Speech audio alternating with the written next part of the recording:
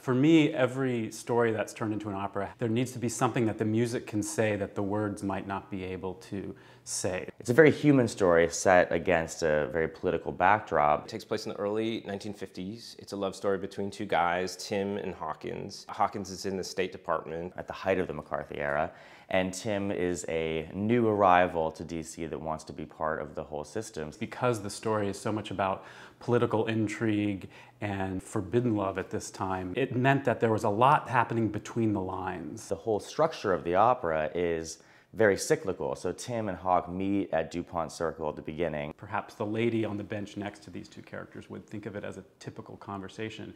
However, listening to the piece, my hope is that the audience can tell that it's actually much more.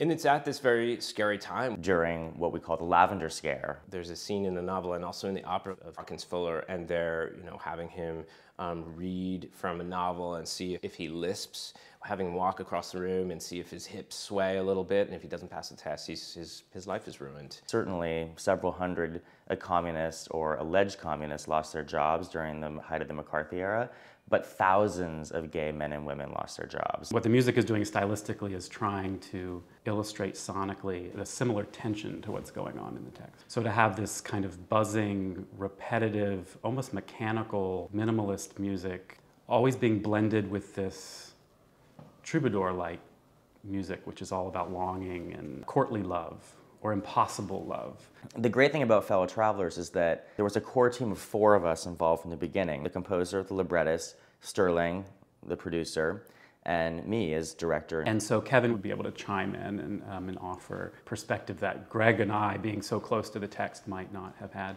We need to be communicating these ideas, and Kevin was a great sounding board for that, as was Sterling, rather than me going off on my own and doing this and presenting them with text. So Fellow Travelers, for better or worse, when we open it, will be the piece that we all wanted it to be. Kind of tender, beautiful story between these two men, although it ends very tragically because it's an opera. I hope that they will fall in love with these characters and that they'll learn a little bit about this history, and then that they will see how we're not completely over this. It's about a part of our history which was almost invisible. And I think one of the things opera can really do is make invisible things visible.